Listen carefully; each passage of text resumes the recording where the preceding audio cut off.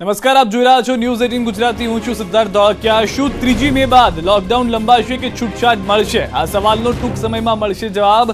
Corona સંકટ વચ્ચે પ્રધાનમંત્રી નરેન્દ્ર મોદી આવતીકાલે ફરી તમામ રાજ્યોના મુખ્યમંત્રી સાથે સંવાદ કરશે. વિડીયો કોન્ફરન્સથી આ સંવાદમાં મુખ્યમંત્રીઓ ઉપરાંત કેન્દ્રીય શાસિત પ્રદેશના પ્રશાસકો પણ અને ઉપરાજ્યપાલ પણ જોડાશે.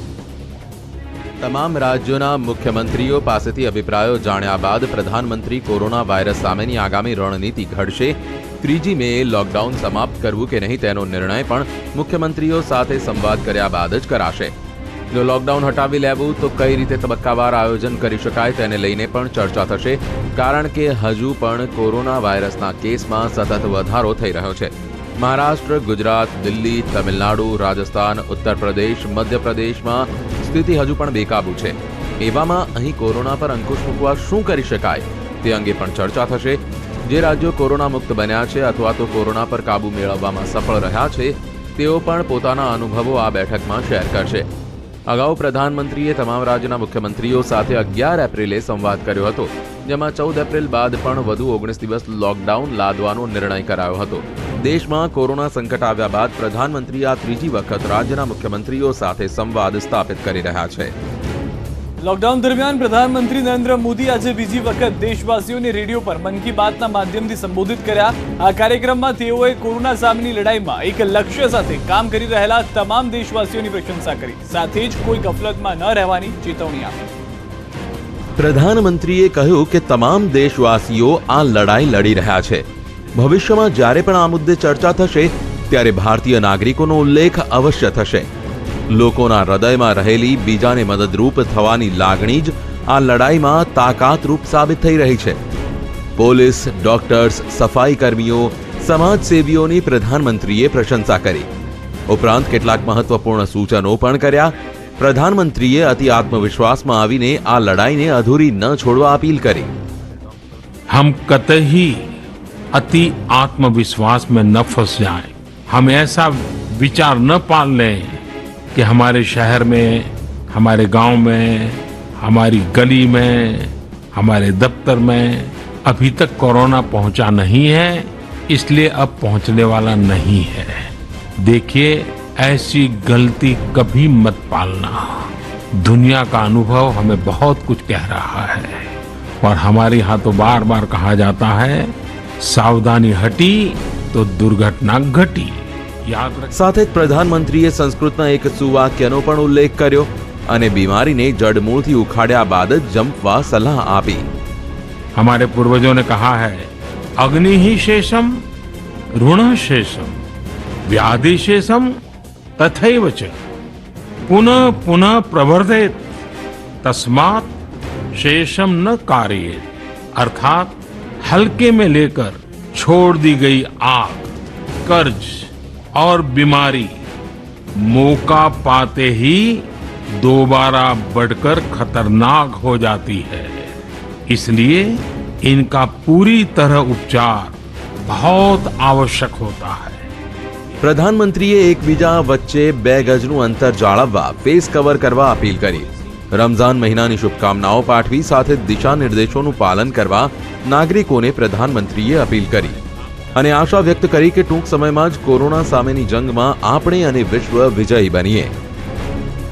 લોકડાઉનના કારણે દેશભરમાં અનેક લોકો પોતાના ઘર પરિવારથી દૂર રહેવા મજબૂર બન્યા છે. લોકડાઉનને 1 મહિનાથી પણ વધુ સમય થવા છતાં ફસાયેલા લોકો પોતાના પરિવાર પાસે જવા ઉતાવળા બન્યા. કેટલાક તો જીવનું જોખમ પણ ખેડી રહ્યા છે. ઓડિશામાં સામે આવેલી એક ઘટના દેશભરમાં ચર્ચાનું કેન્દ્ર બની. અહીં 38 માછીમારો દરિયાઈ માર્ગે 600 સમુદ્રી માઇલનું અંતર કાપી તમિલનાડુથી ઓડિશા પહોંચ્યા. આ માછીમારોએ 5 દિવસ સુધી સમુદ્રમાં યાત્રા કરી. આ તમામ લોકો ચેન્નઈમાં માછલીના વેપારીને ત્યાં કામ કરે છે, પરંતુ હવે લોકડાઉનના કારણે બધો કારોબાર બંધ થતા 1 મહિનાથી ચેન્નઈમાં જ ફસાયા હતા, જ્યાંથી ઘરે આવવા માટે સૌથી પહેલા માછીમારોએ 1.5 લાખ રૂપિયામાં 2 એન્જિનવાળી એક નાવ ખરીદી, જેમાં સવાર થઈને 38 માછીમારો 20 એપ્રિલે ચેન્નઈથી રવાના થઈ ગયા. જેઓ શનિવારે મોડી સાંજે જ્યારે ઓડિશાના દરિયા કિનારે પહોંચ્યા ત્યારે સ્થાનિક પ્રશાસને તેઓને 14 દિવસ સુધી ક્વોરન્ટાઇન કર્યા છે. તમિલનાડુ કોરોના વાયરસથી વધુ પ્રભાવિત છે. અહીં કોરોના સંક્રમિત કેસોની સંખ્યા દિન પ્રતિદિન વધીને 1800 પાર પહોંચી છે. ઉપરાંત અન્ય રાજ્યના શ્રમિકો પાસે હવે ભોજન પણ બચ્યું નથી, એટલે તેઓ પોતાના વતન તરફ જઈ રહ્યા છે. ભારતમાં કોરોના વાયરસના કેસોની સંખ્યામાં સતત વધારો થઈ રહ્યો છે. લોકડાઉનથી કંટાળેલા લોકો આ મહામારીનો અંત ક્યારે આવશે તેને લઈને ચિંતિત છે. એવામાં સિંગાપુરની એક યુનિવર્સિટીએ દાવો કર્યો કે ભારતમાં 21 મે સુધીમાં કોરોનાનો અંત આવશે. Singapore university of technology and ડિઝાઇને આર્ટિફિશિયલ ઇન્ટેલિજન્સ મારફતે કોરોના વાયરસના ફેલાવાની ગતિનું વિશ્લેષણ કર્યું. યુનિવર્સિટીના જણાવ્યા પ્રમાણે આ ડેટા સાજા થયેલા દર્દીઓ અને સંક્રમિત થતા દર્દીઓ પર આધારિત છે. યુનિવર્સિટીએ તમામ દેશોનો ડેટા કલેક્ટ કરીને આ રિસર્ચ કર્યું. અલગ અલગ દેશોને લઈને આ યુનિવર્સિટીએ સંશોધન કર્યું, જેમાં ઇટલી અને સ્પેનને લઈને તેણે કરેલો દાવો સાચો સાબિત થયો. આ બંને દેશોમાં હાલ કેસોની સંખ્યા ખૂબ નિયંત્રણમાં છે અને મેની શરૂઆતમાં તેના પર કાબૂ મેળવી લેવાશે. સિંગાપુરની આ યુનિવર્સિટીએ આંકડાઓના આધારે જે ગ્રાફ તૈયાર કર્યો છે તેમાં સ્પષ્ટ જોવા મળી રહ્યું છે કે 21 મે દેશમાં કોરોનાના 97% કેસ ઘટી જશે, તો 31 મે સુધીમાં 99% કેસ ઘટી જશે. જો કે આખા દેશમાંથી કોરોના વાયરસની વિદાય થતા 25 જુલાઈ સુધીનો સમય લાગી શકે છે. એ હકીકત છે કે ભારતમાં અગાઉ દર 3-4 દિવસે કેસ બમણા થતા હતા, જેમાં હવે 10 દિવસનો સમય લાગી રહ્યો છે. ઉપરાંત અગાઉ કોરોના વાયરસના કેસ વધવાનો દર 20% સુધી પહોંચ્યો હતો, તે હવે ઘટીને 6% થઈ ગયો છે. દર્દીઓ સ્વસ્થ થવાનો દર પણ વધીને 20% સુધી ગયો છે. એવામાં જો લોકો સોશિયલ ડિસ્ટન્સિંગ જાળવશે તો કોરોના પર આપણી જીત હવે નજીક છે. ગયા મહિને દિલ્હીના નિઝામુદ્દીન સ્થિત મરકજમાં ભાગ લેવા આવેલા તબલીગી જમાતના સેંકડો સભ્યો કોરોનાથી સંક્રમિત થયા હતા. જમાતીઓએ દેશભરમાં કોરોના વાયરસ ફેલાવ્યો હોવાનો આરોપ લાગ્યા. જોકે કોરોના વાયરસથી સ્વસ્થ થયેલા આ જમાતીઓએ હવે પ્લાઝમા ડોનેટ કરવા માટે તૈયારી દર્શાવી. જમાતના 129 લોકો કોરોના વાયરસમાંથી સ્વસ્થ થયા છે. સ્વસ્થ થયેલા આ જમાતીઓ પ્લાઝમા થેરાપી માટે પ્લાઝમા ડોનેટ કરી શકશે, જેથી કોરોનાની સારવાર લઈ રહેલા દર્દીઓને પ્લાઝમા થેરાપી આપીને સ્વસ્થ કરાવી શકાય. દિલ્હીની LNJP હોસ્પિટલમાં વધુ એક દર્દીની પ્લાઝમા થેરાપીથી સારવાર કરાઈ, જેની તબિયતમાં સુધારો જણાયાનો દાવો કરાઈ રહ્યો છે. દિલ્હીના CM અરવિંદ કેજરીવાલે કહ્યું કે હવે હિન્દુના લોહીથી મુસ્લિમનો અને મુસ્લિમના લોહીથી हिंदूनो जीव बचे. एक मरीज के ऊपर मैं खुद नज़र रख रहा हूँ. कल एक मरीज थे LNJP में जो कि काफ़ी उनकी नाजुक हालत थी और डॉक्टरों के हिसाब से वो सिंक करते जा रहे थे. उनको प्लाज्मा दिया गया और उनकी तबीयत में काफ़ी अच्छा सुधार हुआ. आज सुबह तक काफ़ी सुधार हुआ है उनकी तबीयत में. मैं डिटेल्स में नहीं जाऊंगा, डिटेल्स में जाना सही नहीं है, लेकिन उसको देख के हमारा उत्साह बढ़ा है इस प्लाज्मा थेरेपी को लेके कि इतने सीरियस मरीज भी. રાષ્ટ્રીય સ્વયંસેવક સંઘના પ્રમુખ મોહન ભાગવતે કાર્યકરોને સંબોધિત કર્યા, જેમાં તેમણે દેશની જનતાને કોરોના વાયરસ સામેની લડાઈમાં આપેલા સહકારની પ્રશંસા કરી. મોહન ભાગવતે દેશવાસીઓને લોકડાઉન સોશિયલ ડિસ્ટન્સિંગનું પાલન કરવા અપીલ કરી. સાથે જ કહ્યું કે કાર્યક્રમ ઘડવો એ આપણું કાર્ય નથી, પરંતુ કાર્ય કરવું એ આપણો કાર્યક્રમ છે. સાથે જ આવા સંકટના સમયે સંસ્કાર, સાવધાની અને શિસ્તતા પર તેમણે ભાર મૂક્યો. કોરોના વાયરસના સંકટના ટાળવા સરકારે લીધેલા નિર્ણયની ભાગવતે પ્રશંસા કરી. ભાગવતે વધુમાં કહ્યું કે બીમારીની સારવારમાં આપણે મનુષ્ય વચ્ચે ભેદભાવ નથી કરતા. અન્ય દેશોને આપણે દવાઓ પહોંચાડીએ, કારણ કે આપણો સ્વભાવ છે. તબલીગી જમાતની ઘટનાનો ઉલ્લેખ કર્યા વિના ભાગવતે કહ્યું કે કેટલાકની ભૂલના કારણે આખા સમૂહને દોષિત ન ગણવો જોઈએ. ઉપરાંત હાલના સમયે કેટલાક મુદ્દાઓ પર થઈ રહેલી રાજનીતિને પણ ભાગવતે અયોગ્ય ગણાવી. દેશમાં કોરોનાગ્રસ્ત કેસોની સંખ્યા હવે 25,000ને પાર પહોંચી છે, પણ આ મોતનો આંકડો 1,000થી નજીક પહોંચવા જઈ રહ્યો છે. દેશમાં છેલ્લા 24 કલાકમાં કોરોનાના નવા 1,975 કેસ સામે આવ્યા, જ્યારે 47 દર્દીઓના સારવાર દરમિયાન મોત થયા. આ સાથે જ કુલ કેસોની સંખ્યા વધીને 26,917 પર પહોંચી છે અને મોતનો આંકડો 826 થયો છે, જ્યારે સ્વસ્થ થયેલા દર્દીઓની સંખ્યા 5,913 થઈ છે. સૌથી વધુ 7,628 કેસ મહારાષ્ટ્રમાં નોંધાયા છે. દિલ્હી, રાજસ્થાન પણ 2,000નો આંક વટાવી ચૂક્યા છે. તમિલનાડુ અને આંધ્રપ્રદેશમાં પણ તીવ્ર ગતિથી કેસમાં વધારો થઈ રહ્યો છે, જેણે સરકારની ચિંતા વધારી છે. કેન્દ્ર સરકારના આદેશ બાદ દેશમાં આજે કેટલીક દુકાનો ખુલી, પરંતુ જે પ્રકારે આંકડા વધી રહ્યા છે તેને લઈને સરકાર પણ આગળના નિર્ણયો લેવામાં મૂંઝવણ અનુભવી રહી છે. કારણ કે સોશિયલ ડિસ્ટન્સિંગ વિના કોરોના પર કાબુ મેળવવો મુશ્કેલ છે.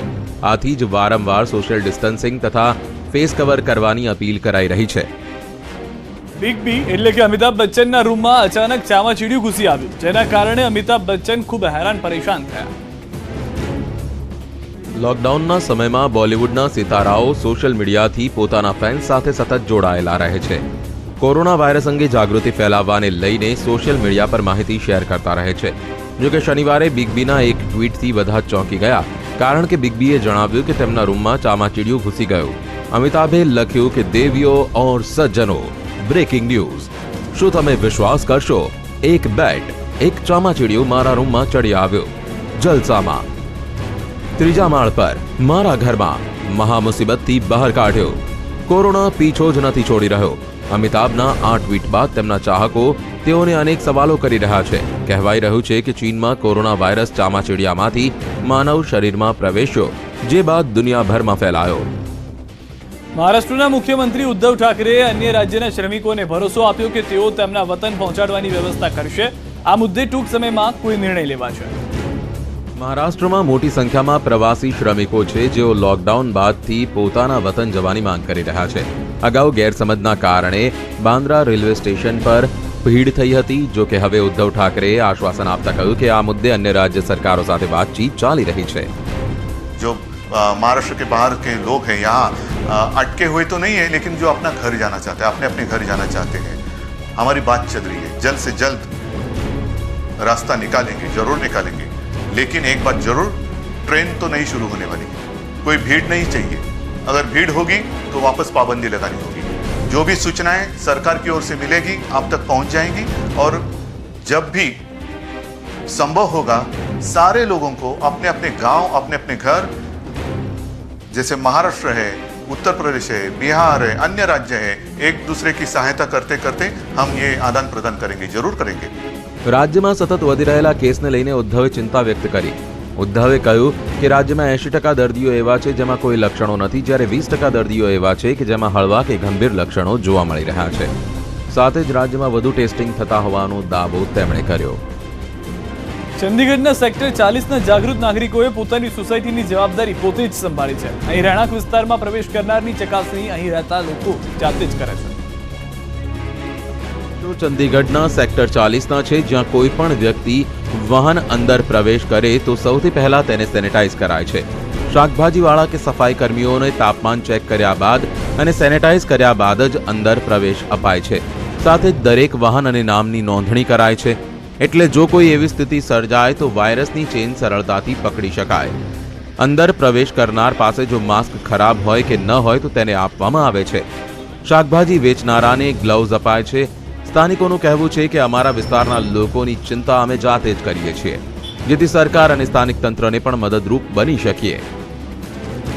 और वो वायरस से इन्फेक्शन से जो बाहर से अगर बाई चांस आ रहा है तो हमारे 40 सेक्टर के अंदर कम से कम ऐसी दिक्कत ना आए. तो ये इनिशिएटिव हमारे सारे रेजिडेंट्स ने लिया, तो इसको अप्रिशिएट करती हूँ मैं.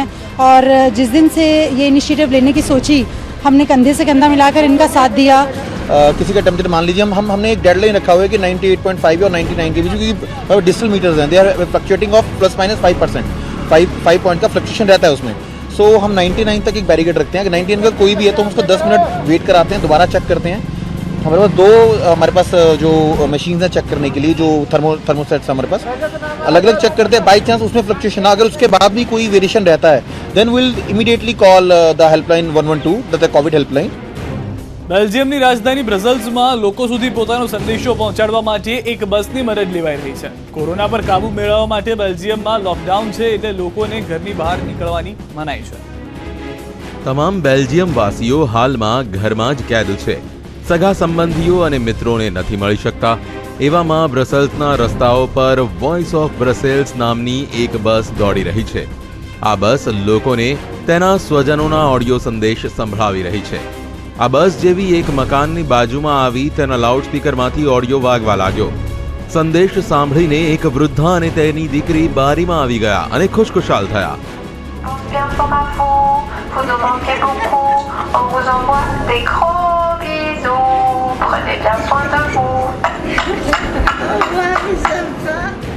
વાસ્તવમાં ઓડિયોમાં જે અવાજ સંભળાયો તે આ વૃદ્ધાની નાતિન અને તેની બાજુમાં ઊભેલી મહિલાની દીકરીનો અવાજ હતો, જેણે પોતાની નાની અને માતાને આ સંદેશ મોકલ્યો. બસમાંથી સંદેશ સાંભળી વૃદ્ધા અને તેની દીકરીએ ખુશી વ્યક્ત કરી. આ પ્રકારે બસથી સંદેશ મોકલવા માટે લોકોએ બસ કંપનીને એક ઓડિયો મેસેજ મોકલવાનો હોય છે. સાથે જ જ્યાં આ સંદેશ પહોંચાડવા ઈચ્છતા હો ત્યાંનું સરનામું આપવા પર બસ ત્યાં પહોંચે છે અને ઓડિયો સંદેશ સંભળાવે છે, જેને સાંભળીને લોકો ઘરની બારીઓમાં આવીને આનંદ વ્યક્ત કરે છે. આમ તો હાલ એકબીજાના સંપર્કમાં રહેવું એકદમ સરળ છે. વિડીયો કોલથી પણ એકબીજા લોકોને પ્રિયજનો સાથે વાતચીત થઈ શકે છે, જોડાઈ શકે છે, પરંતુ આ પ્રકારના અનોખા આયોજનથી સ્થાનિક લોકો પણ ખુશ છે. સમાચારોમાં હાલ રોકેશ આપનું સ્વાગત છે. Chief of defence staff general Bipin રાવતે કોરોના વિરુદ્ધની લડાઈમાં સેનાની ત્રણેય પાંખોએ અદાવેલી ભૂમિકાને લઈને પ્રશંસા કરી છે. સાથે જ સ્પષ્ટ કર્યું છે કે સરહદ પર તૈનાત એક પણ જવાન કોરોનાથી સંક્રમિત નથી થયો. જનરલ બિપિન રાવતે કહ્યું કે આરોગ્ય મંત્રાલય તથા પ્રધાનમંત્રી તરફથી નિર્દેશો મળી રહ્યા છે. ત્રણેય સેનાઓ પોતાના સ્તર પર કોરોનાનો સામનો કરવા માટે તૈયારીઓમાં જોતરાયેલી છે. અલગ અલગ વિસ્તારોમાં સેનાની મદદથી કોવિડ હોસ્પિટલ તૈયાર કરાઈ. ચીફ ઓફ ડિફેન્સ સ્ટાફે માહિતી આપતા જણાવ્યું કે અમે પણ અમારા કેટલાક અધિકારીઓને ક્વોરન્ટાઇનમાં રાખી રહ્યા છીએ. 3 મેથી જો છૂટછાટ અપાશે તો આપણા જવાનોની અવરજવર વધશે, જેના માટે અમે તૈયાર છીએ. જનરલ રાવતે કહ્યું કે કોરોના વાયરસના આ સંકટમાંથી આપણે આત્મનિર્ભર બનવાની શીખ મેળવવી જોઈએ. જેવી રીતે DRDO N95 માસ્ક તૈયાર કરી શકે છે, તો હથિયારો પણ દેશમાં જ બને તે પ્રકારના આયોજનો થવા જોઈએ. ભારતના અલગ અલગ રાજ્યોમાં આવેલા અન્ય દેશોના નાગરિકોને હવે તેમના દેશમાં પહોંચાડવાની વ્યવસ્થા શરૂ કરાઈ, જેના માટે અન્ય દેશના વિશેષ વિમાનને આવવાની અનુમતિ અપાઈ. બ્રિટિશ નાગરિકોને પંજાબના અમૃતસર એરપોર્ટ પરથી રવાના કરાયા, જ્યારે સ્વિટ્ઝરલેન્ડના નાગરિકોને કેરળના કોચી એરપોર્ટ પરથી રવાના કરાયા. રાષ્ટ્રીય લોકડાઉનના કારણે 226 સ્વિસ નાગરિકોને ભારતમાં રોકાવું પડ્યું. જો કે રવિવારે આ તમામને એક વિશેષ વિમાન મારફતે જ્યુરિક લઈ જવાયા. આ વિશેષ વિમાન અગાઉ કોલકાતામાં ફસાયેલા 62 સ્વિસ નાગરિકોને લઈને કોચી એરપોર્ટ પર પહોંચ્યું હતું. કોરોના વાયરસની આફત વચ્ચે રવિવારે ઉત્તર ભારતના અનેક રાજ્યોમાં વાતાવરણમાં પલટો આવ્યો. ધૂળની આંધી સાથે અનેક વિસ્તારમાં માવઠું થયું. શરૂઆતમાં ધૂળની આંધી સાથે જોરદાર પવન ફૂંકાયો અને બાદમાં વરસાદની શરૂઆત થઈ. ઉત્તર પ્રદેશના મુરાદાબાદમાં કરા સાથે વરસાદ ત્રાટક્યો. અહીં થોડા સમય માટે તો દિવસે પણ રાત જેટલું અંધકાર છવાઈ ગયો અને જમીન પર કરા જમા થઈ ગયા. આ માવઠાથી ઉત્તર પ્રદેશના ખેડૂતોને મોટું આર્થિક નુકસાન થઈ શકે છે. દિલ્હી તથા NCRમાં પણ આ જ પ્રકારની સ્થિતિ જોવા મળી.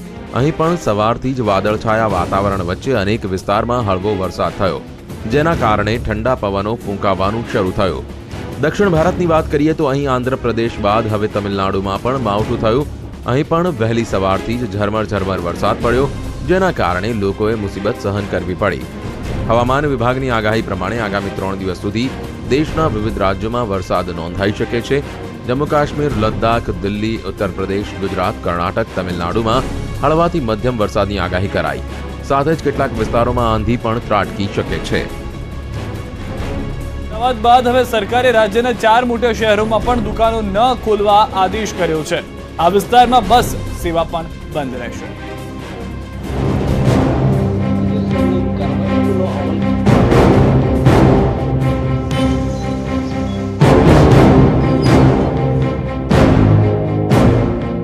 રાજ્યના 4 મહાનગરો અમદાવાદ, વડોદરા, સુરત અને રાજકોટમાં મ્યુનિસિપલ કમિશનરો અને જિલ્લા કલેક્ટરોએ સ્થાનિક વેપારીઓ સાથે ચર્ચા વિચારણા કરીને રાજ્ય સરકાર સાથે પરામર્શ કર્યો છે. પ્રવર્તમાન કોરોના વાયરસના વધતા સંદર્ભમાં આ મહાનગરોના મ્યુનિસિપલ કમિશનર અને કલેક્ટરે સંયુક્ત રીતે નિર્ણયો કર્યા છે કે આ 4 મહાનગરોમાં 3 મે સુધી દુકાનો વ્યવસાયો ચાલુ કરવા દેવાશે નહીં. સુરત, વડોદરા, રાજકોટ અને અમદાવાદ મહાનગરમાં મ્યુનિસિપલ કમિશનરશ્રી અને કલેક્ટરશ્રીઓ દ્વારા સંયુક્ત રીતે આ નિર્ણય લેવામાં આવેલ છે કે આ 4 મહાનગરોમાં 3 મે સુધી દુકાનો ચાલુ કરવા દેવાની મંજૂરી આપવામાં આવશે નહીં. લોકડાઉન દરમિયાન અગાઉ ચાલુ રહેલી જીવન જરૂરી અને આવશ્યક ચીજવસ્તુઓની દુકાનોને જ આ મહાનગરોમાં ચાલુ રાખવા દેવામાં આવશે.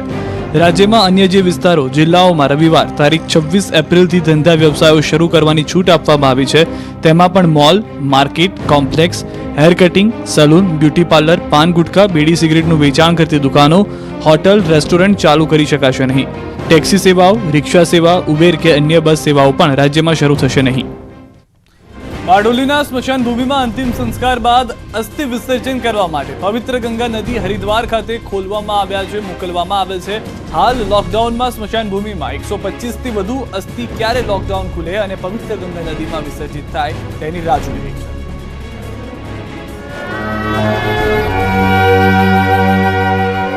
બારડોલીમાં અંતિમ ઉડાન મોક્ષધામ એરપોર્ટ આમ તો ભારતભરમાં વિખ્યાત છે, સાથે અનેક સુવિધાઓ સજ્જ છે. ત્યારે અહીં સ્મશાનમાં અંતિમ સંસ્કાર માટે આવેલા મૃતદેહના અંતિમ સંસ્કાર બાદ મોક્ષની પ્રાપ્તિ માટે અસ્થિને વિસર્જન માટે હરિદ્વારના ગંગા ઘાટ ખાતે મોકલી અને વિસર્જન કરવામાં આવે છે. ત્યારે કોરોના વાયરસની મહામારીને પગલે માત્ર જનજીવન પર જ નહીં પરંતુ અસ્થિ કુંભ પર પણ તેની અસર છે. બારડોલીના સ્મશાનમાં 33 દિવસના લોકડાઉનના સમયમાં 125 થી વધુ અસ્થિકુંભ પવિત્ર ગંગા નદીમાં વિસર્જન થવાની રાહ જોઈ રહ્યા છે. ત્યાર સુધીમાં લગભગ 101 અસ્થિ ભેગી કરી છે અને જ્યારે કોરોના ઉઠશે ત્યારે અમે એને હરિદ્વાર પધરાવવા માટે મોકલી. આમ તો નાનામાં નાના ગામડામાં સ્મશાન હોય છે પરંતુ બારડોલીની આજુબાજુમાં ગામડાઓમાં પહેલેથી જ પરિવારના સ્વજન દેવલોક પામે તો તેઓને અંતિમ સંસ્કાર માટે બારડોલીના સ્મશાન ગૃહ ખાતે લાવવામાં આવે છે. સરેરાશ બારડોલીના સ્મશાનમાં દરરોજ 3 થી 4 લોકોના અંતિમ સંસ્કાર થાય છે. અત્યારે એક અસ્થિઓ જે છે ભેગી થાય છે, અહીંયા ગાડી અસ્થિઓ અહીંયાથી મોકલાવાનો જે કાર્યક્રમ થાય છે તે અસ્થિઓ અહીંયા ગાડી 100 થી વધુ જમા કરવામાં આવી છે. શાને કારણે ભેગી થઈ? તે આ લોકડાઉનના કારણે અહીંયા ગાડી 100 થી વધુ અસ્થિઓ જમા થઈ ગઈ છે. તો એને લોકડાઉન જ્યારે ખુલી જશે ત્યારે એમનું વિસર્જન કરી દેવામાં આવશે. આમ તો બારડોલીના સ્મશાન ગૃહના સંચાલક દ્વારા અસ્થિ વિસર્જન માટે સુંદર સુવિધાનું આયોજન કરવામાં આવ્યું છે. અઠવાડિયા દરમિયાન એકત્ર થયેલી તમામ અસ્થિ વિસર્જન કરવા મોકલી દેવાય છે અને અસ્થિ વિસર્જન થતાં જ દેવલોક થયેલા સ્વજનના પરિવારને ટેલિફોનિક જાણ પણ કરવામાં આવે છે. ત્યારે હાલ સ્મશાનમાં વિસર્જનથી વંચિત એકત્ર થયેલા અસ્થિકુંભ માટે સ્મશાનના સંચાલકોએ પણ ચિંતા વ્યક્ત કરી હતી. અંતરિયાળ ગામડાઓમાં ઉનાળામાં પાણીની સમસ્યા સર્જાય તે સમજી શકાય છે, પરંતુ 50 વર્ષથી કોઈ વિસ્તારમાં પાણી જ ના આવે તે તંત્રની દાંડાઈ કહેવાય. કંઈક આવા જ દ્રશ્યો જોવા મળ્યા મોરબીના ટંકારાના એક વિસ્તારમાં, જ્યાં આજે પણ લોકો લાઇટ વગર જીવે છે.